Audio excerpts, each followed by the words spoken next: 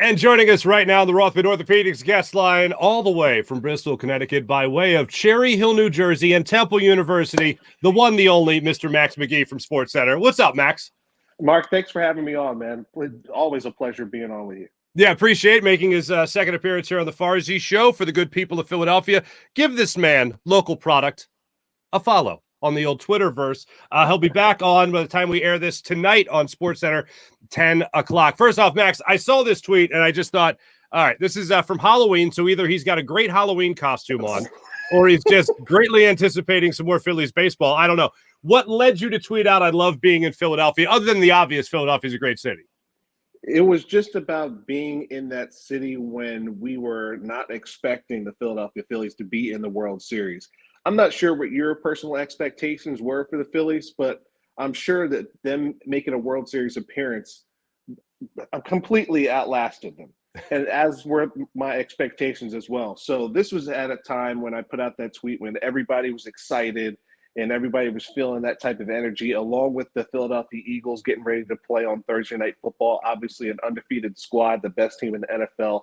And we all know the people who are Philadelphians and who are living in South Jersey or the Delaware Valley, wherever you may be at the time, there is a certain type of vibe when the Philadelphia sports are good. And it is a rare time when we have to just appreciate everything that they've done for us at the same time. It's very rare when the Eagles, the Sixers, the Phillies, and the Flyers, who have come off to a pretty hot start under John Tortorella, have all been impressive. And that was that feeling in that tweet. I love being in Philadelphia when these sports teams are good. You know, when the Eagles improved to 8-0 with their, latest victory, I turned off that game and switched gears to watch the World Series. And even though the Phillies were struggling, I tweeted out, like, I couldn't believe that the Eagles were 8-0 and I'm watching the Phillies in the World Series. Like, those two things were like, I never thought I'd say that at the same time in a billion years, let alone this year, especially with the way the Phillies played in September to end the season. Now, what is your overall takeaway from this Phillies season? Is it a look back on a missed opportunity, or wow, they exceeded my expectations? They exceeded my expectations. We all wanted them to beat the Houston Astros for obvious reasons other than us being just fans. But look, they were just a better team. We ran into just a bigger monster, and we can all live with that. I think we've all learned that when John Middleton spends money, this is what happens. You can go over the luxury tax, John Middleton. It is okay. Now, we are expecting Nick Castellanos to hit more than the amount of home runs that he had. We're expecting a little bit better of a performance from him at the plate in the postseason. He cannot be so aggressive in the beginning of the count, going for sliders down and away when everyone knows the scouting report for Nick Castellanos, but I digress. Mark. We learned so much about what the Phillies can do for the future. They've already started to make decisions on Gene Segura and their future, and they've already basically gave us a blueprint on what they plan to do for the future, whether that come back with McGable and Andrew Painter as their 3 and 4 starters, whether that go out and get Jacob deGrom in free agency or Trey Turner in free agency. They've laid out the blueprint on what actually could work to be able to win the NL East and then make an extended run of the playoffs. Mm-hmm. And my audience knows that all it takes is Bryce Harper saying someone is his favorite baseball player to watch, and that's Trey Turner, which means now, if de facto, he is going to be on the Phillies next year. So that's all it takes as far as I'm concerned. He did it with JT Realmuto, get JT sign JT. So if we can get Trey Turner, maybe we can make another run at this World Series thing. We'll see what happens. All right, first base. Where's your vote? Rhys Hoskins returns or Rhys Hoskins gets moved? What do you think? Man, I think Rhys Hoskins returns because what is the better option out there? I know the frustrations with Rhys Hoskins. If he's a very streaky hitter, if he's not hitting home runs, what kind of value does he really bring to this lineup? But I don't know what else is out there in terms of the free agency. I know he's eligible for arbitration, and Scott Boras is his agent, which we all know money will be the determining factor. He's done great work with the Philadelphia Phillies. I think that John Middleton and Mr. Dave will come up with a number that they think is appropriate for him. If it exceeds that number, we won't see him. Simple as that.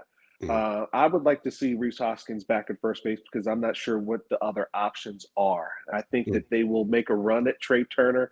Now, I'm not sure if Trey Turner can play first base. I'm not sure who else is out there, but I think Rhys is coming back.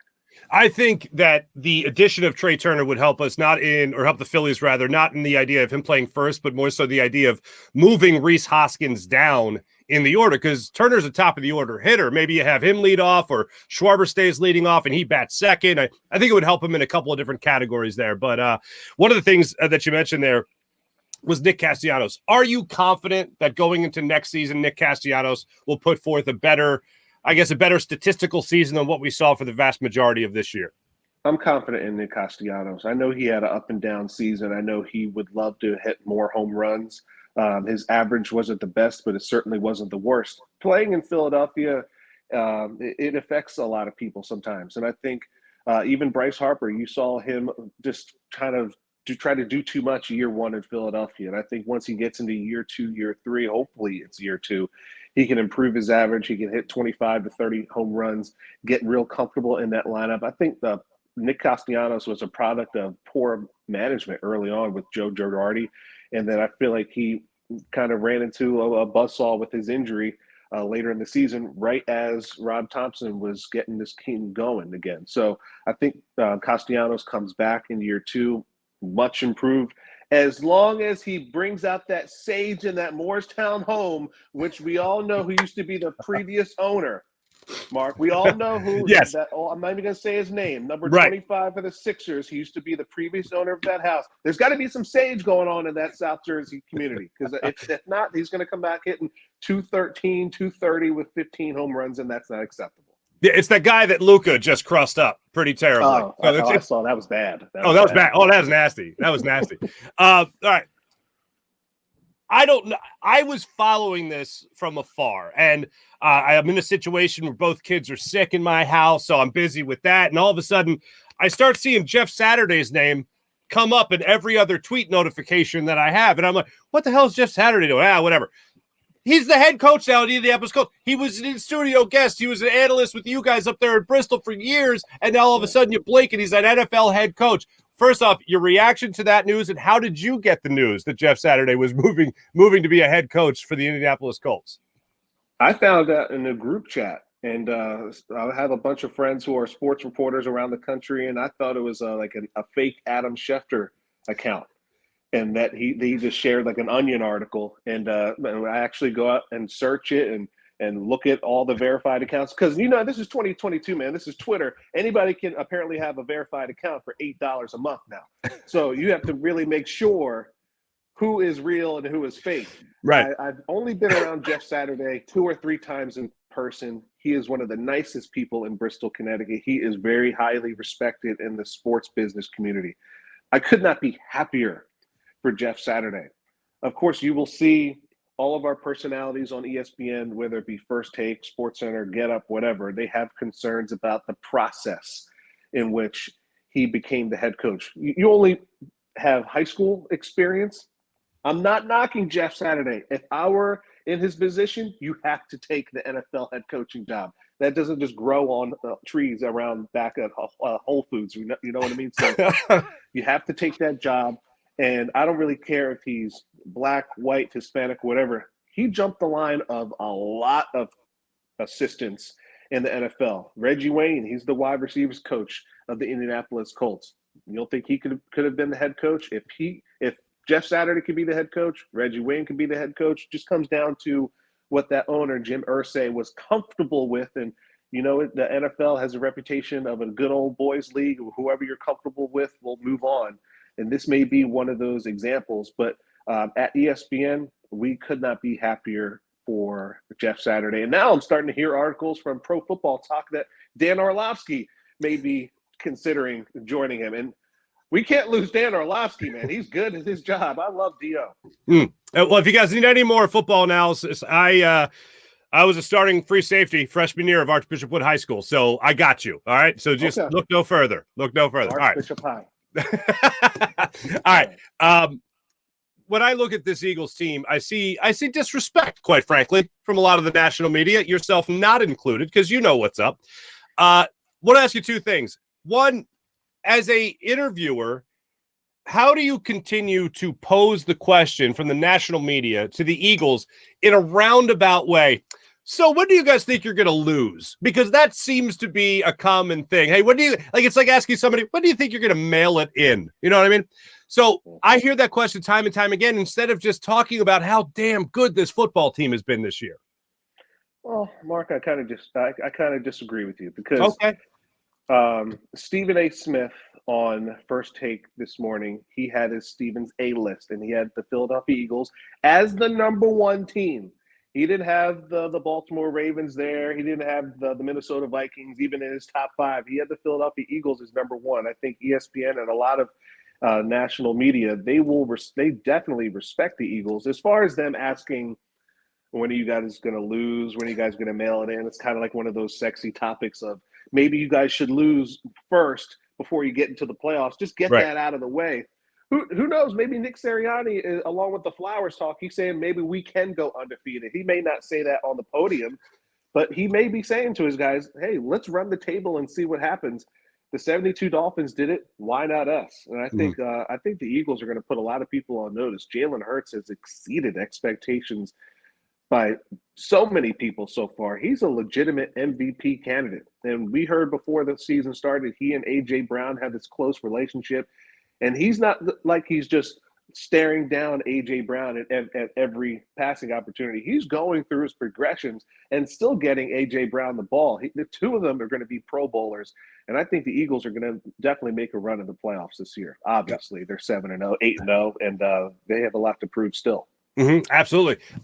Look, at the time we tape this, we're still waiting to see what happens with Josh Allen and what's going to happen with him and his elbow injury that he suffered in the loss against the New York Jets.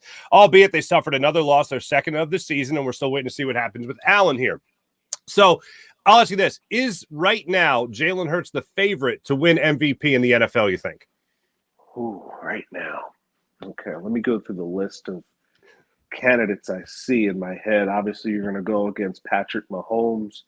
You're going to go against Lamar Jackson. I think Tyreek Hill down at Miami, he's on pace for a 2,000-yard season. How often do we see that? That's hard to compete with, man. But I think Jalen Hurts, as it stands right now, he would be in my top three. Okay. He would be in my top three. Yeah. Okay. Even with Josh Allen being hurt, I hope Josh Allen comes back, and this is an injury he suffered his rookie year. So hopefully he's able to persevere through that. But Jalen Hurts right now, as it stands at the time of the recording, he's in my top three MVP voting. I don't get a vote, but if I did have a vote, he'd be the winner of it. You can certainly influence votes, though. It's, by the way, it's 2:13 on Tuesday afternoon. 2:13 to Tuesday afternoon that we're taping this interview. Kind of a transition here. In all your fandom and all your time covering Philadelphia sports as well, Jalen Hurts and Tyrese Maxey seem to be taking the biggest leap forward. I'll rule out the second straight year as a starter. I'll rule that out. But just in terms of a young career, taking that major step forward, Jalen Hurts has taken one of the most epic leaps I can remember. Tyrese Maxey has done the same thing in his second year, this one as a starter, third year in the NFL, in the NBA. Does anybody else jump to mind that have taken leaps like this in your time of watching and covering Philadelphia sports? Wow, that's an excellent question. Okay, let's go through the four major sports. The second year, man. McNabb was an MVP, but that was his second year in the NFL runner-up to the MVP, Marshall Faulk. Mike Schmidt, before our time in the 70s, he had a major step forward in his second year as a starter for the Phillies at third base. And really, I think it's these two guys, Maxey and Hurts, up next. Maxey and Hurts are definitely up there. I can't have anyone come to mind so far as previous years, but I do anticipate Bryson Stott for the Philadelphia Phillies making that type of leap for his second year in the MLB. Think about it like this. He's coming up in the MLB ranks, and he's competing with Juan Camargo, because that was Joe Girardi's boy. We were seeing Camargo getting first-team reps as a starter for a Major League Baseball team. We can't find Juan Camargo anymore now because Bryson Stott took his job. He finds his way into the starting job. He competes throughout the whole season.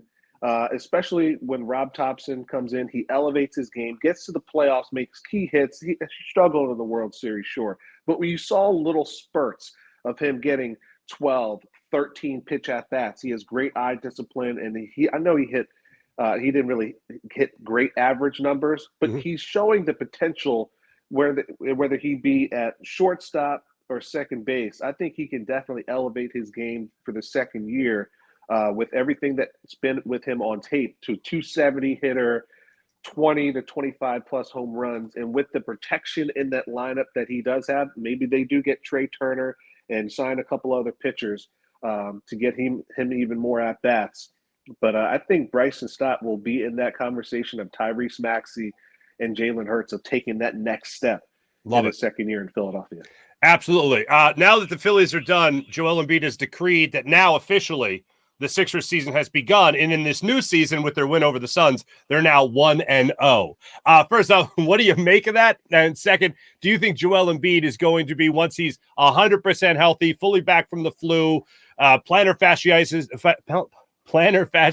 that he had in the offseason, do you think this guy's going to be poised for another MVP candidacy this year? When Joel Embiid is healthy and he is motivated, he is the best player on the planet. I've not been alive very long. I'm only 32 years old, but I have only seen maybe Shaquille O'Neal, Hakeem Olajuwon, Giannis Antetokounmpo, the type of big men who dominate. I've never seen a guy who can shoot threes, fade away, take you back to the basket, pass, lead a team. When he's healthy, he's the best player on the planet. And I know he got robbed last year of the MVP, again, from that guy in Denver.